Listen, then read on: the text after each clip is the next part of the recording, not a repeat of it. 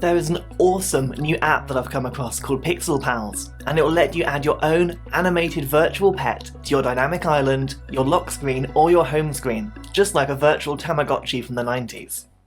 So when we go into the App Store, we're going to grab the Pixel Pals app, and when you open it, you have the choice to use the free version, which will give you access to a couple of pets, or you can pay for the full version, where you get all the pets available.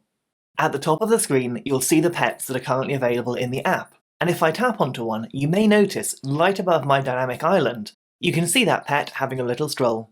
Now, the first thing you can do with these pets is use them with a home screen widget. So if I come out of the app very quickly, you'll see that I've got my cat here on my home screen.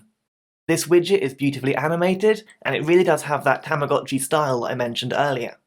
Of course, you can tap and hold the widget, and then you can choose what pet you want to have, and you can choose the movement they display on the home screen. But I know what you're thinking. You're thinking, well, Jacob, the thumbnail had it in the dynamic island. Where's that? So let's jump back into the app, and we're going to turn on the toggle to always show the pixel pet. Then, when I come out of the app, the dynamic island will suddenly have my macaw up there flying around.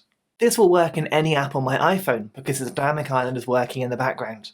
And it will even work on my lock screen, so if I lock my phone quickly, you'll see Kiwi the parrot there on my lock screen as well. And before we have a look at how we can interact with our Pixel Pet, it might be a good time to maybe ask you to subscribe down below. I love making iPhone quick tip videos to show you things that you didn't know you could do with your device, just like these Pixel Pets. Okay, enough of that. It's feeding time. If I long press the dynamic island, I have options to interact with my pet. I can change the pet on the first button, I can feed my pet, or I can play. If I go onto the feed option, there are some different types of food, and of course I can tap on one to feed my Pixel Pet.